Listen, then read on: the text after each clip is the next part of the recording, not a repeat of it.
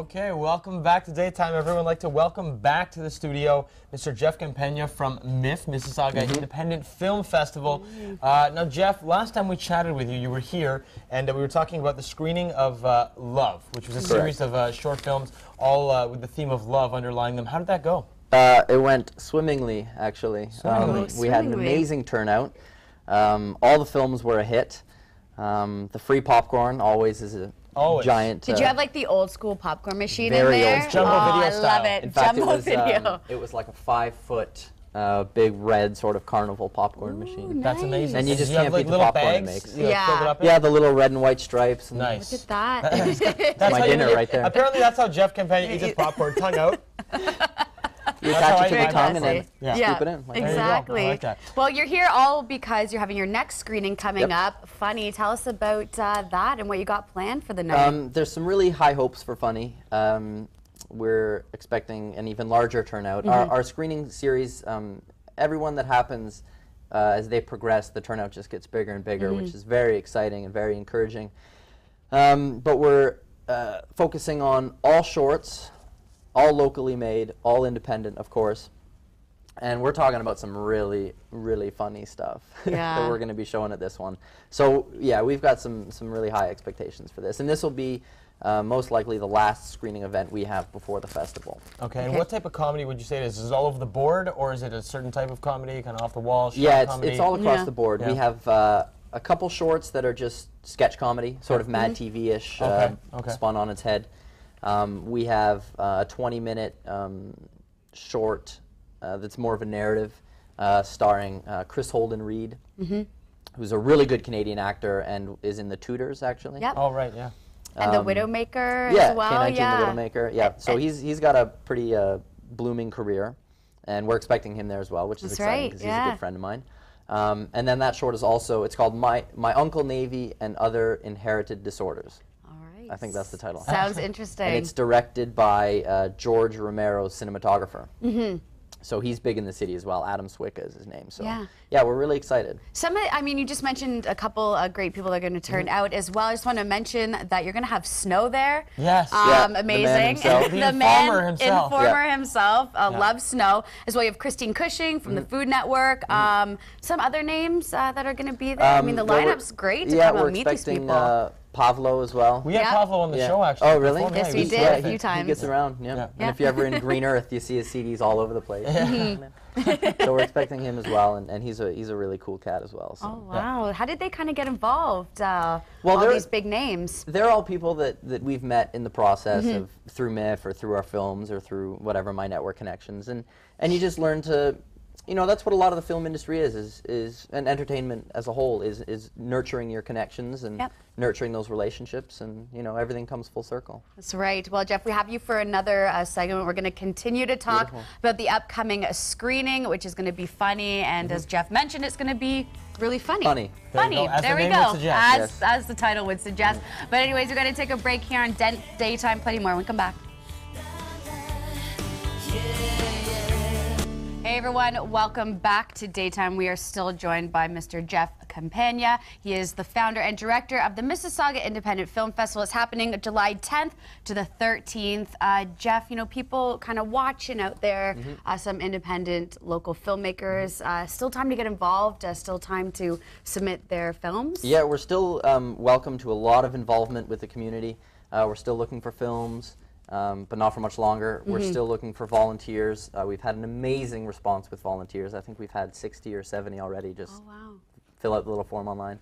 We're still looking for corporate sponsors. So yeah, the involvement component is still, the doors are wide open. So anyone who wants in. Very cool. And of course, this is for funny shorts. Now, if someone out there is thinking that they have a funny idea or they think they're pretty funny and they want to maybe submit something, what constitutes a short and what are the guidelines for this screening? Well, the playbill for MIFF, the funny screening, that's all locked up. That's all. Okay, we're talking about the festival in July. The festival itself in July. The submissions are still open, and basically we're looking for features, shorts, animations, documentaries, short or long. Yeah. Really every category. Okay. And how many have you submitted so far? How many films have you We've got upwards of 100 films submitted, which is really exciting, and we have a few highlights. We're going to be showcasing I Met the Walrus, which was the Canadian-made short that was nominated for an Oscar. That's right, this yeah. year. And it's only, I mean, it's coming up real quick. We're already in April. It's only about 3 months Yeah. away. Please don't remind me. Sorry, yeah. You're like, I gotta get out of here. This interview's over. What stage are you at, kind of in the bigger picture, the process? If you had to put a percentage in how far along you are, and how much kind of more work do you have left to do? We have a scary amount of work left, but not a surprising amount. Everything is very calculated and formulated, and we're still in good shape. But yeah, there's an amazing amount of work to be done. We have a good team. We have a good board of directors. We have event planners, publicity people, corporate sponsorship directors, volunteer directors, and they're all really diligently working on sort of structuring the whole festival in such a way that it's going to go off without a hitch. Yeah, and just, I guess, a personal question. How long was the process to kind of create the first ever Mississauga Independent Film Festival from the idea to now? What was the process like, and how long did it take you and your brother? I guess we've been trying to put this together for maybe a year. So, I mean, it hasn't been long by any sort of industry standard. But it has been hectic, especially being the first year, and especially considering the fact that we want to make the first year such a big year. Of course, you know, a lot of film festivals start sort of in a gymnasium with a VCR, and they grow from there. But we're looking to really hit the ground running, as Go big or as go we home. usually do. That's our motto here on Daytime, anyways. Yeah. Toronto is, a lot of people refer to, Toronto and the greater Toronto area as Hollywood North. So much is done here with movies, and of course there's the big film festival here every summer. How much has that influenced you and kind of like helped give you vision as you put this together, and how does is your festival different from other film festivals that go on north of the border? A lot of film festivals that go on north of the border give us a lot of insight on how not to do a film festival. Okay. Because film festivals like the big one in the city, they really focus on sort of tourism and glitz and glam and bringing people here for tabloids and all that stuff. And they tend to lose a bit of focus on why they're there in the first place, and that's to feature independent film. Yeah. A lot of the films they have there go to the Oscars. Right. I don't see the connect there, right?